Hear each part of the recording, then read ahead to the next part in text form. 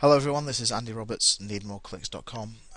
Welcome to the first part of a 12-part series of videos. These videos are based on seminars that we currently run and have been very successful. We get a lot of great feedback. So what we've decided to do is to break that or those presentations down to sort of 4-minute sections, so little bite-sized chunks that you can take away. If you've been on the course, it will refresh what we went through. If this is new to you, then hopefully it will give you something that you can take away and make a real difference to your online presence. Most people that we speak to have got a website.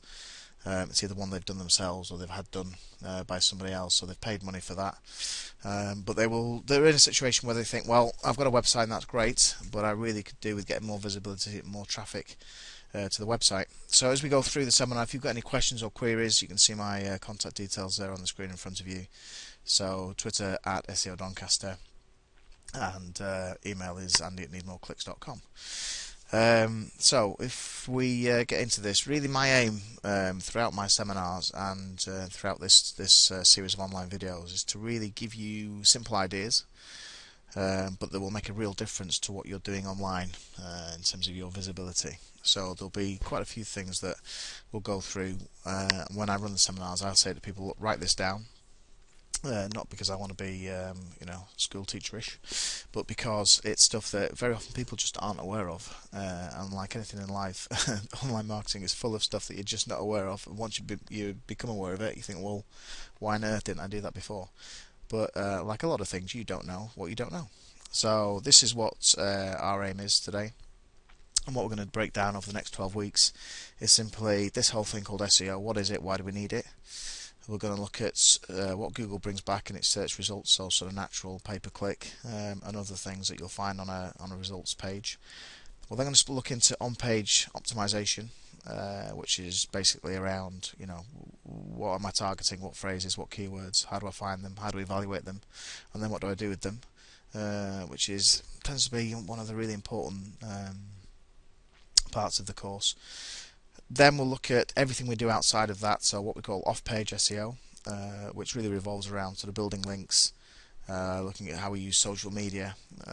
As many of you will be aware, with recent updates like Panda and certainly Penguin, where Google is looking at links to a website now. Yeah, we always used to talk about backlinks, but now we're looking at are they the right sort of links? Will Google see them as spammy? If it sees them as spammy, is that going to hurt us? So we'll look at that. We'll then look at if you sell locally, which a lot of the people on my courses do. We'll look at Google Places. Really, really important. Like a lot of things we'll go through, it's free. You just need to know how to set it up.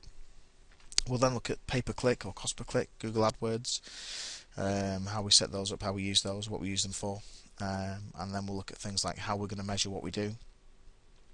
It's really important if you're in charge of SEO for your company, if you've got some sort of marketing function and you're given a budget or you're given time or it's part of your job, you will be asked at some point, what have you done and what are the results. So we'll look at simple things in terms of what we can measure, and then by the end of the course, if we've had any questions or any queries, we'll go through those.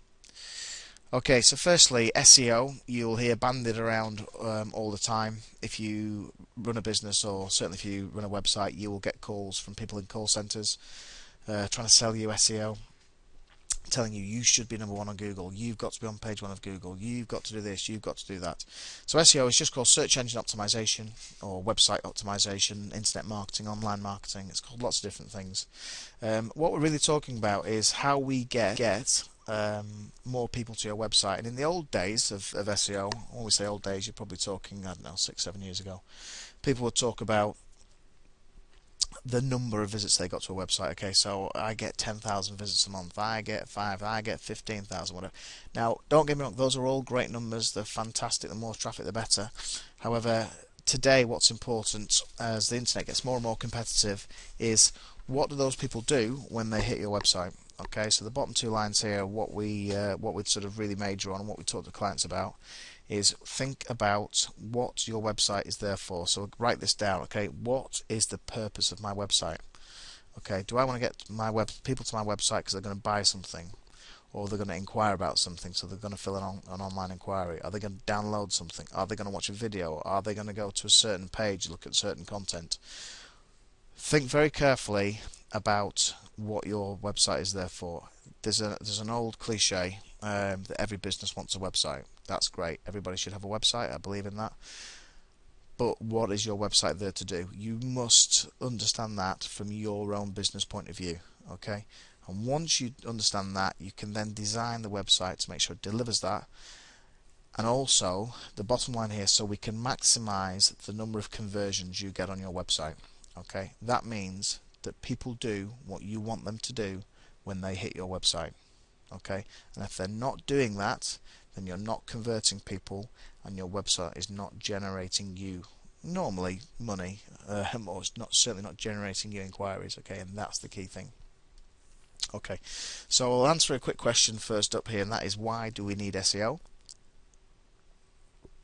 And what you'll see here is a slide that shows across the bottom the positions 1 to 10 on a Google search, and on the side is the percentage of clicks that each one of those places gets. Okay, so position 1, as you can see, and you can argue about these figures. You know, if you go online and do some searches, you'll get a slightly different figures, come from slightly different surveys and things, but this is generally speaking how the flow happens.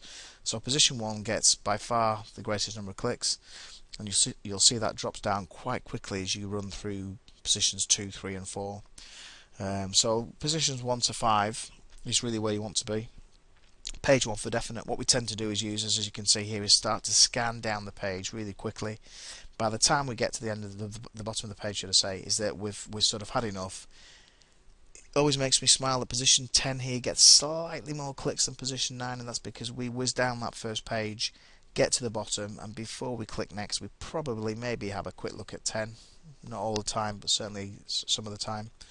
And then we'll have a quick look at the top of page 2, and by that point, if we still haven't found what we're searching for, we as users will then go back to Google and we'll type in another phrase, and that is how we all generally search. Okay, unless it's something very, very niche, we may sort of trawl through quite a few different other pages, but generally speaking, we'll whiz down page 1, may have a look at top of page 2, but if we're not on page 2, we're pretty much not getting much traffic.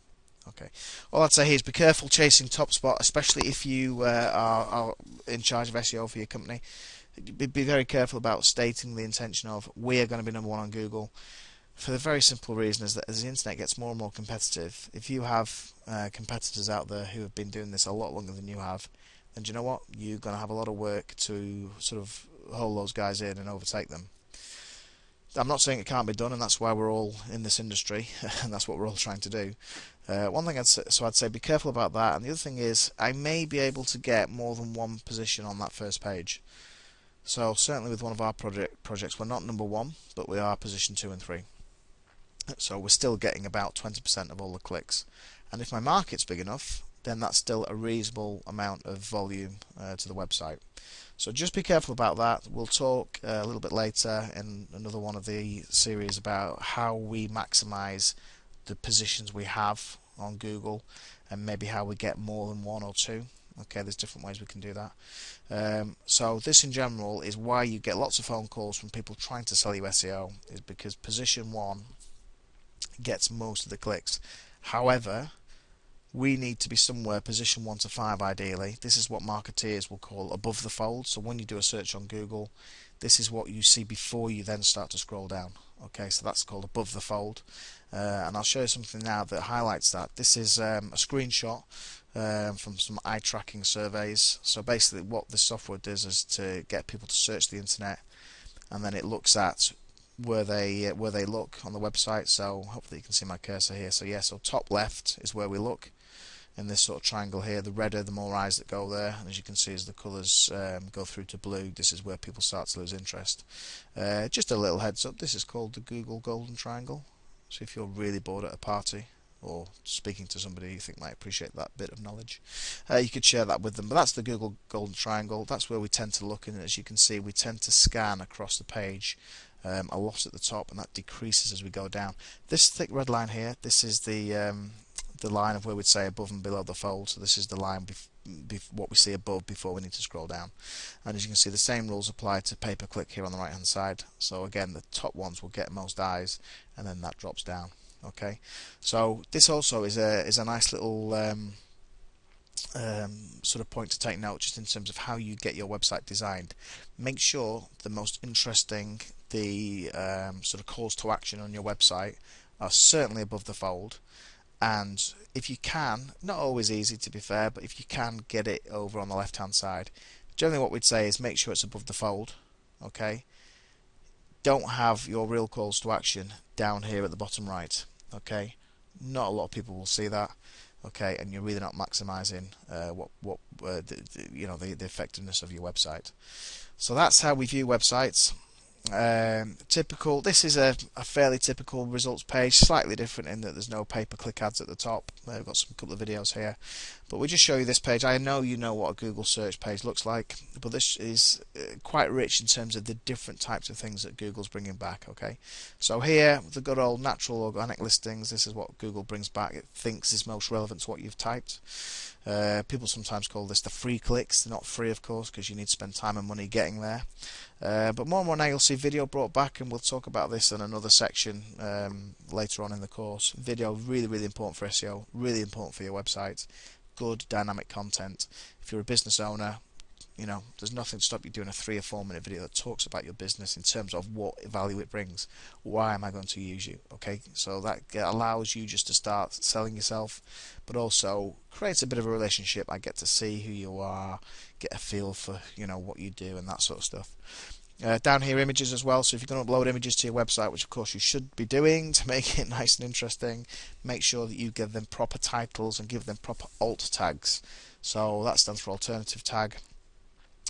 When you upload an image, your content management system, or your what we call a CMS, your website system if you like, should allow you to give an image an alt tag. Google will read that, and as you can see, Google will bring back those images sometimes in search results. More and more now, people are going, you know, at the top of Google where it says images, we'll go there and do some searches. So again, if you label your images properly, you get a chance of appearing there.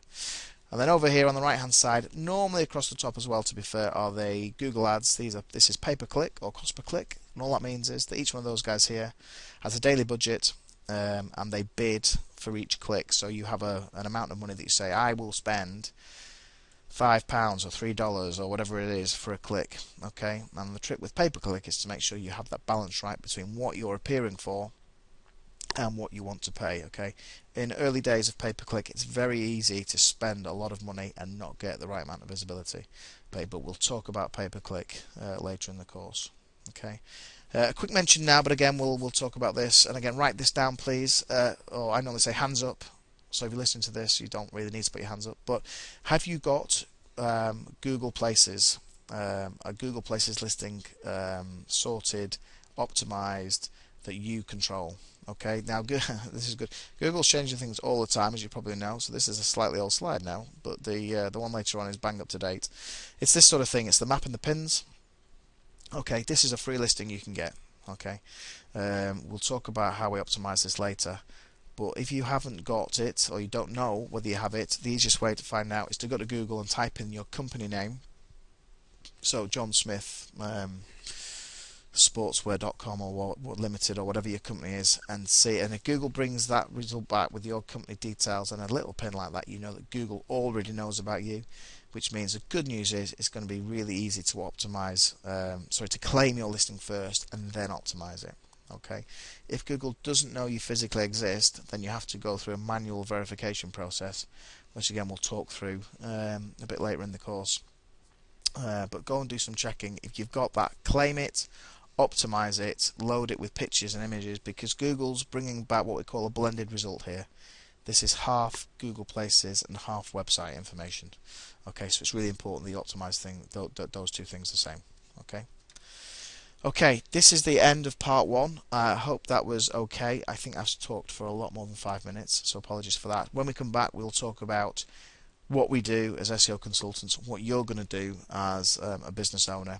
I'm going to start off with a tried and trusted story about the lion and the 2 internet marketeers. Okay guys, I hope that was useful. Any questions, please fire them over at SEO Doncaster or Andy at needmoreclicks.com. See you later guys, bye.